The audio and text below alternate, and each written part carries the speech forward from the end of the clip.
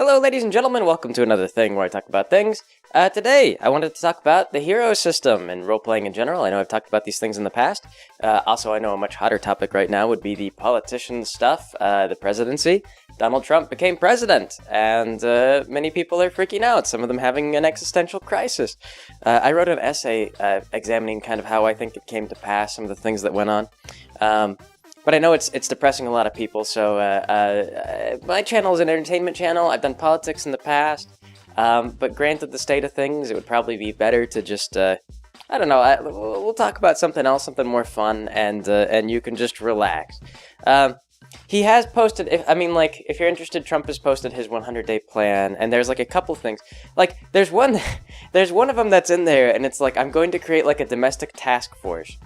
And I don't know exactly what that entails, or if there's a more detailed explanation of that, but domestic task force, that's on Trump's plans.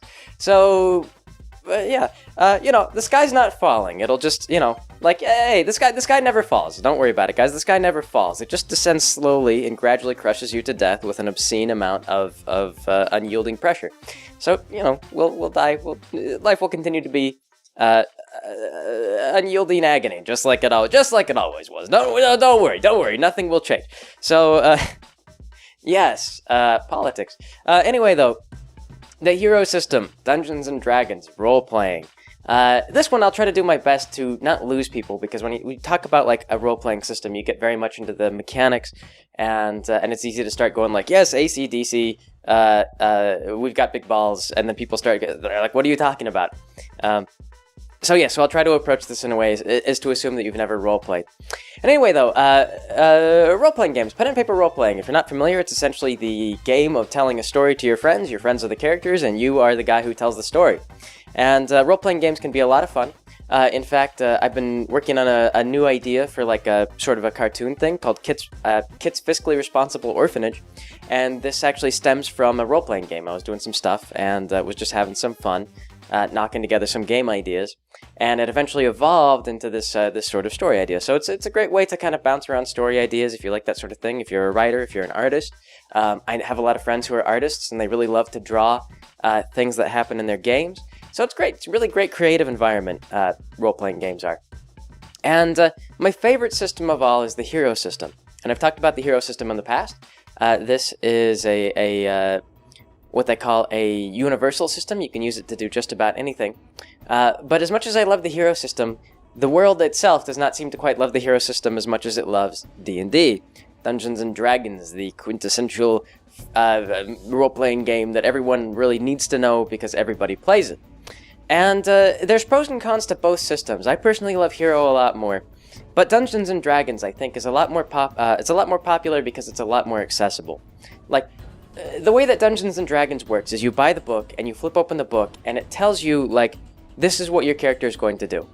This is especially true of 5th edition. There's various editions of the system. Nobody talks about 4th edition. It doesn't exist. There's 3.5, which is a little bit more rules-heavy, and you can customize your characters a little bit better. But in 5th edition, it's incredibly streamlined. Like, they were clearly working really hard to try and get more people into the games, and get people just rolling, whether they understood the concept of role-playing or not. What you do is you open up a book and you say, like, I want to be a fighter, or a paladin, or a barbarian, warlock, wizard, any of those types of things. And the book tells you how that character is going to be designed. And one thing that I've always greatly disliked about D&D is that you really don't get a lot of wiggle room. I mean, like, even in 3.5, when you could customize better, you really didn't get that much wiggle room. You just progress along this level, kind of like a video game. You level up, you get to level 2, and then you get this series of new abilities. It's like when you play the old RPGs on a video game console, you level up, and it's like, so-and-so learned fire, so-and-so learned tri-attack, stuff like that, like Pokemon, it's that sort of thing. Like, you just level up, you learn a new attack, your stats go up. That's D&D, that's how D&D works. And consequently, if you design a character in a way that's suboptimal, or not really intended for, you can wind up just making your character objectively worse. And there's not a lot that you can do to save it. For example, in my first 5th edition D&D game, I made a wizard, and I thought it would be funny if he was just like a guy of average intelligence. Like, wizards, all their stats, all their spells are intelligence-based. So I just gave him like 10 intelligence. That was the base. Or not 10, I believe 10. Yeah, 10 intelligence. That's like the base. That's like the average human intelligence.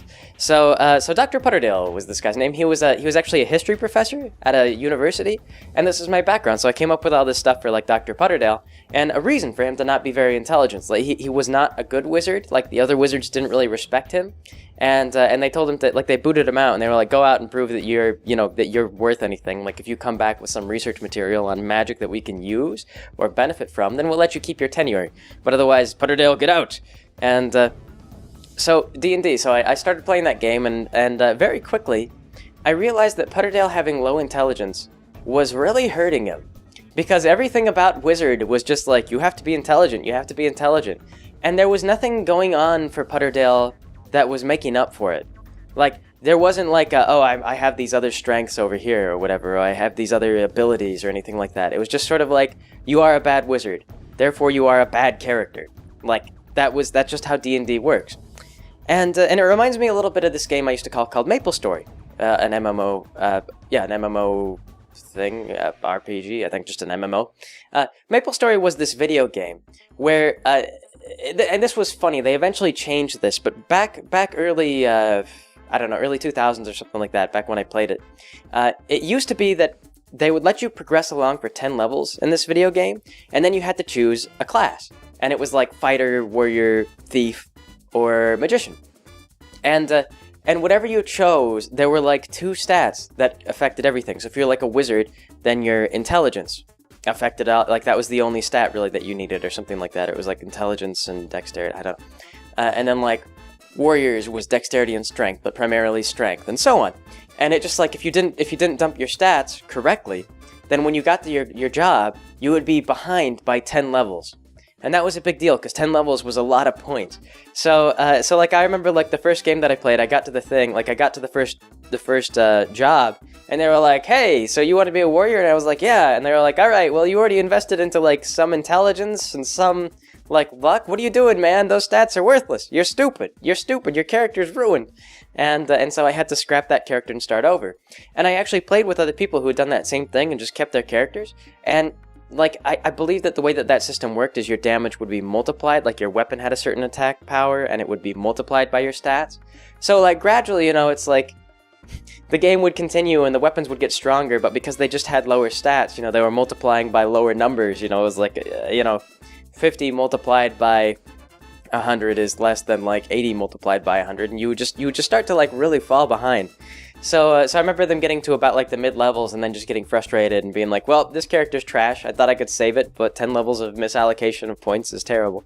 And D&D, it's that same way. If you get to, like, a mid-level and you're just sitting there and you're like, wow, my stats are awful, you may be hurting yourself over a very long run.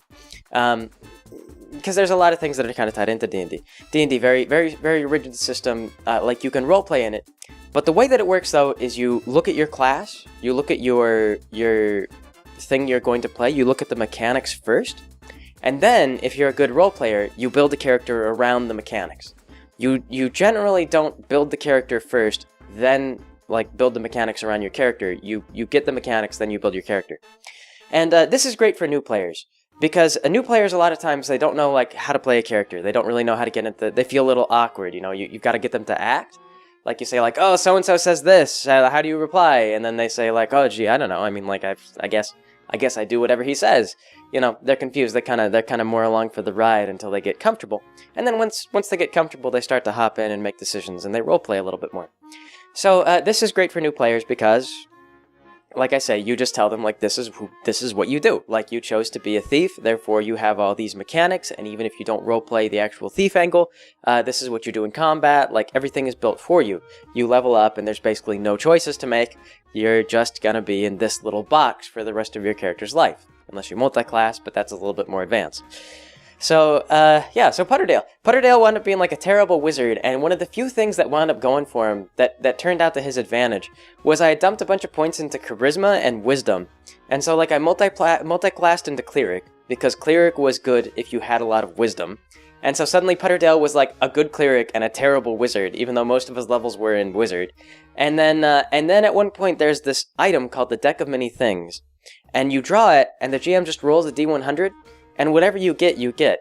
And so Putterdale, by sheer luck, having lots of charisma and already having like proficiency or some kind of advanced thing in persuasion, draws from the deck of many things and got like a boost to persuasion even further. So he wound up just being like insanely persuasive, and that balanced out the fact that he was terrible at being a wizard a little bit.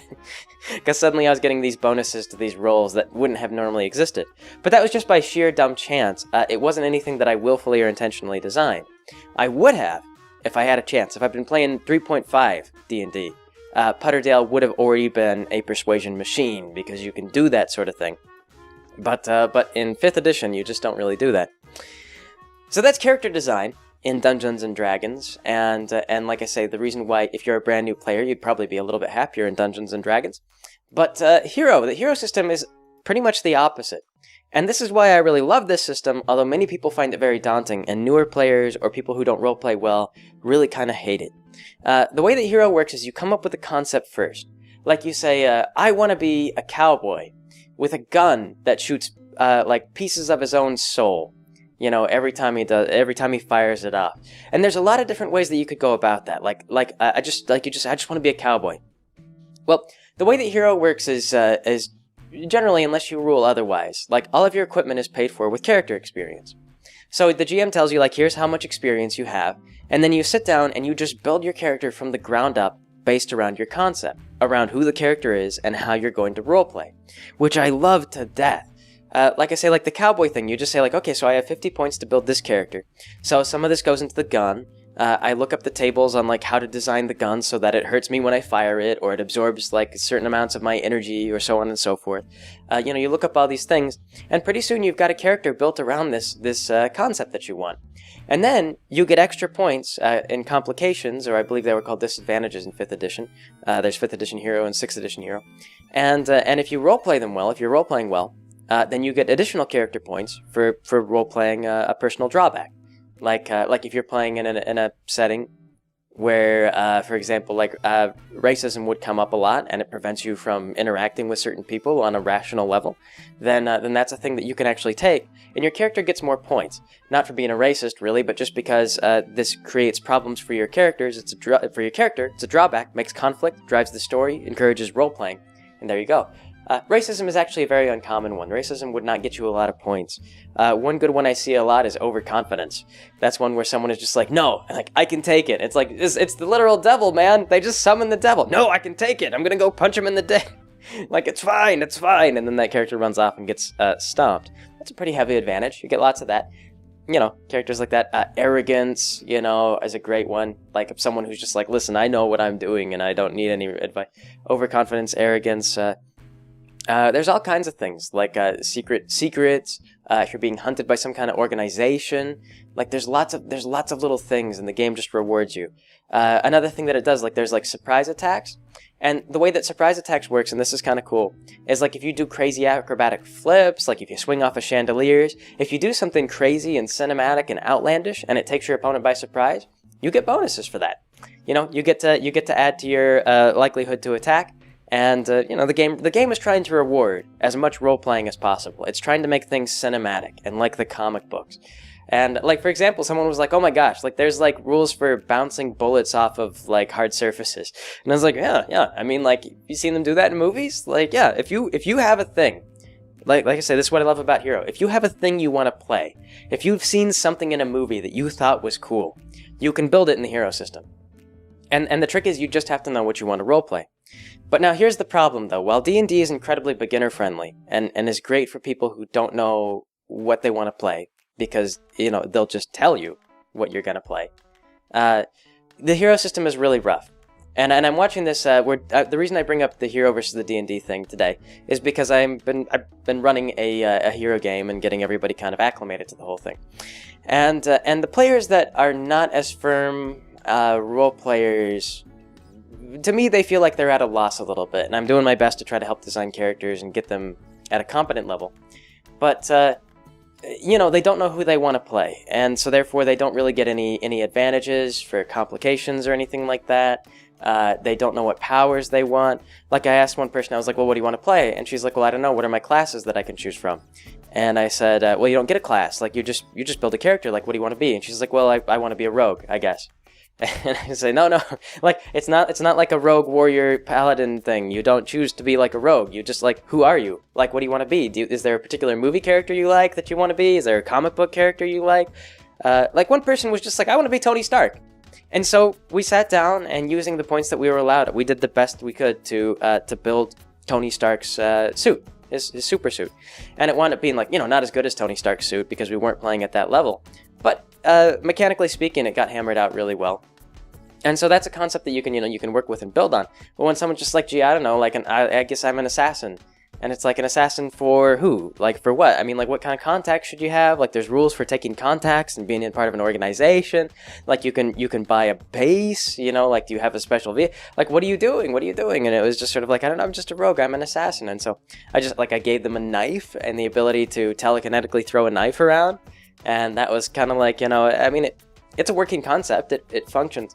But it was very hard to get that person to character put together because you know, like, it's like when you give someone an infinite amount of options and you just say, which of these things do you want? And they say, well, what's the best? And you just go, it's infinity. Like, just what do you want? Like, there's no best. There's too many things to choose from. You have to think about this.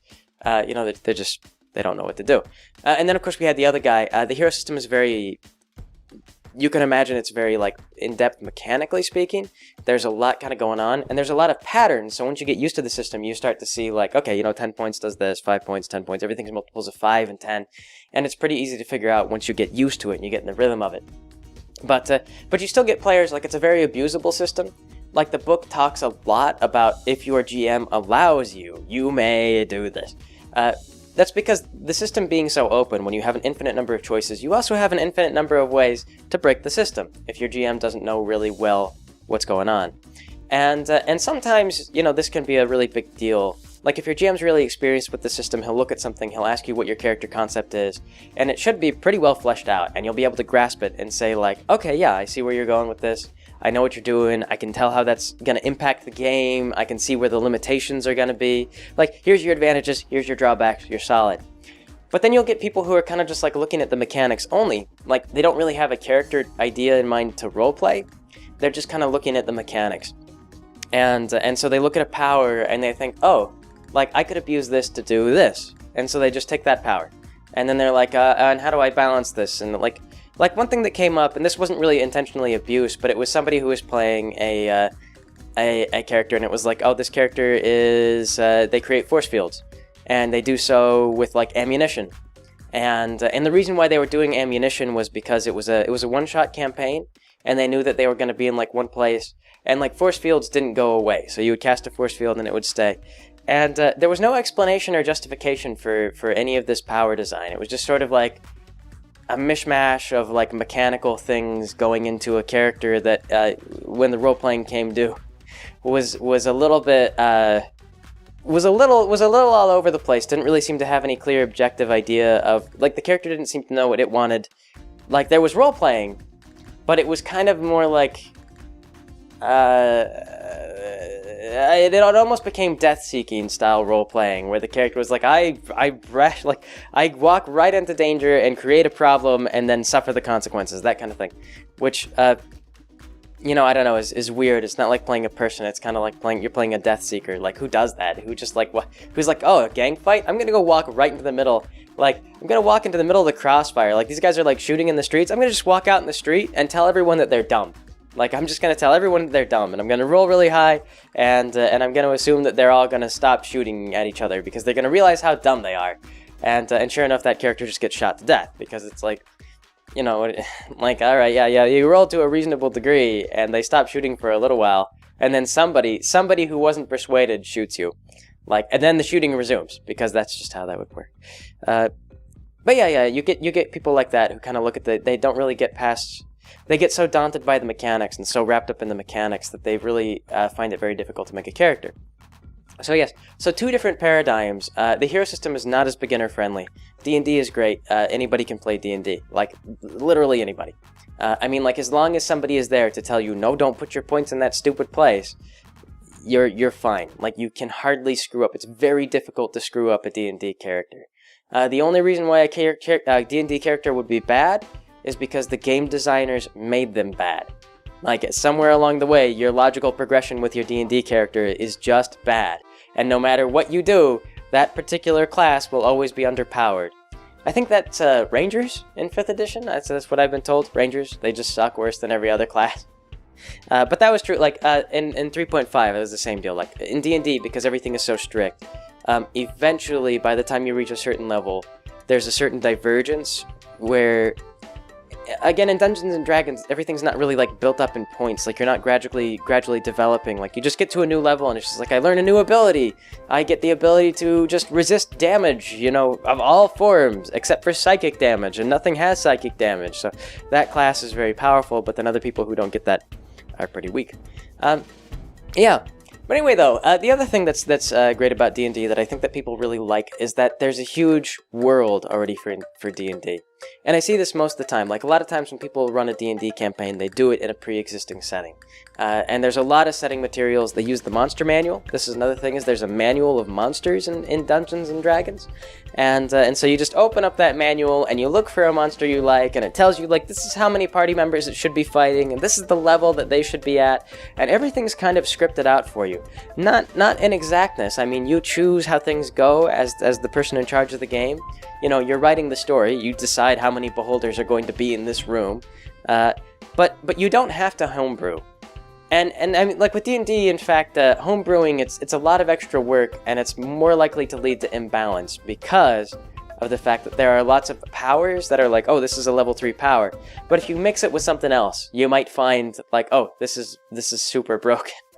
You know, like you get into like, oh, this character has the resistance thing, like this the bear totem thing, and then you combine that with some other deal that like adds, I don't know, that makes people like have a harder time doing damage, some kind of thing that like, oh, this reduces the damage by X amount, and pretty soon like you just have this invincible monster. It's like labeled as, oh, this is a thing you should throw at level 1 characters, but because you've designed it in such a way that all its powers are synergistic, it's really like unkillable. So, yeah, Dungeons & Dragons, there's like an absurd number of monsters in Dungeons & Dragons already pre-created. And the setting of Dungeons & Dragons, the settings, there are multiple settings, are just vast, very well documented, there's a lot going on, and you can kind of set up just about anywhere and do just about anything.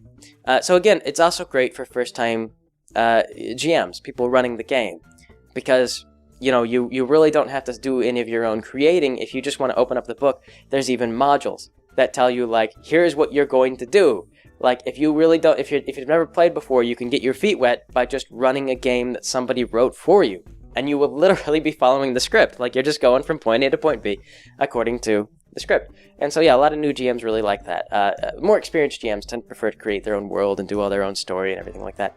But Dungeons & Dragons has tons of that. There are whole books you can buy for pre-scripted campaigns, in case you just want to do that sort of thing.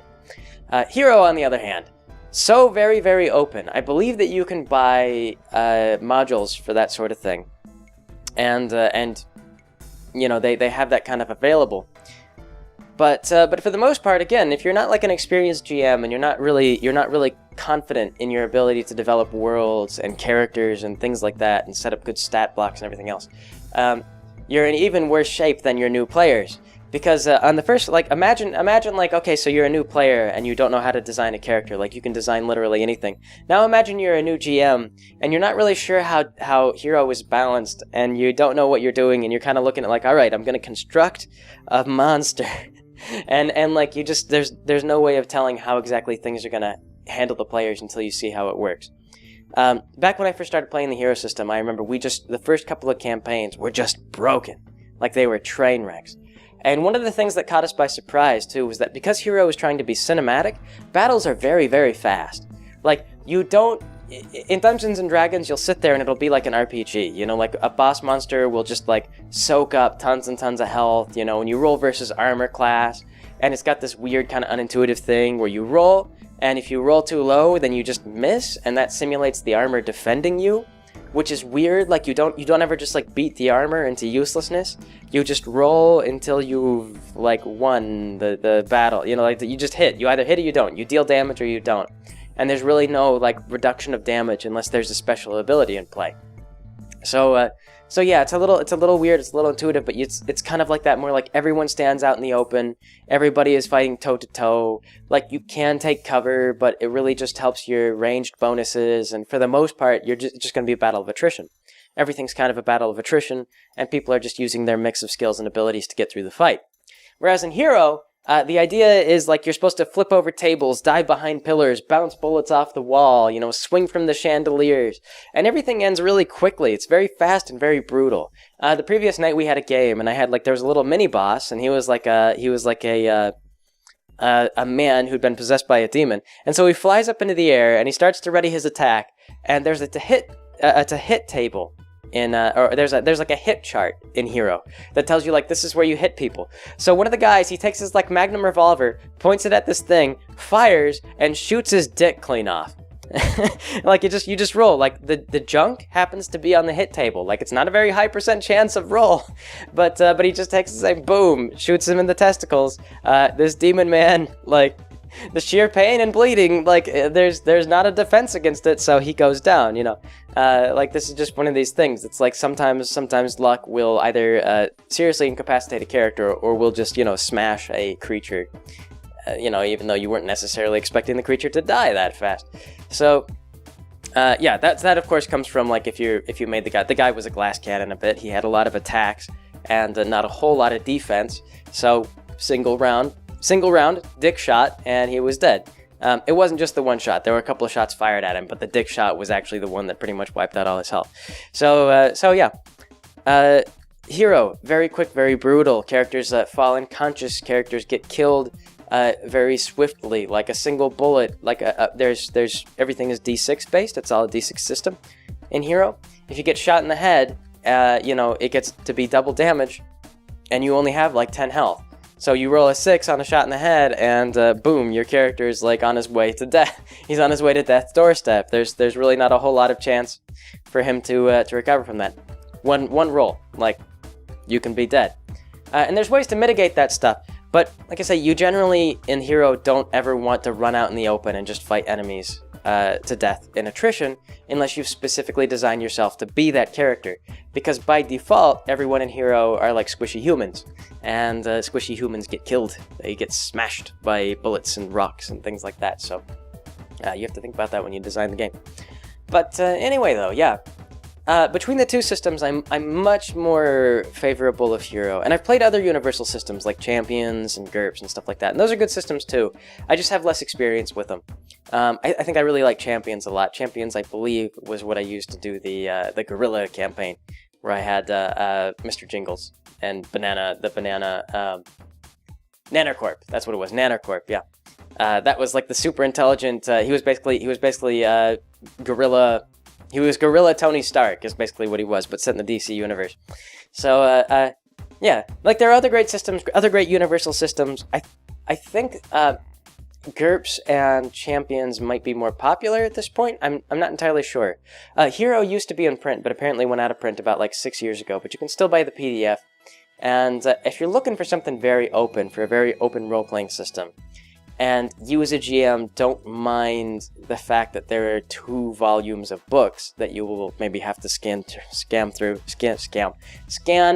or skim through, or scam through. You can do that, and it's a really great system. You'll find it's very fast-paced.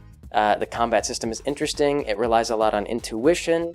It tries to reward very cinematic play, a lot of role-playing. If your group is the type that likes to kick open the door, kill the monster, get the treasure, essentially play the Munchkin card game, they're not going to like Hero very much.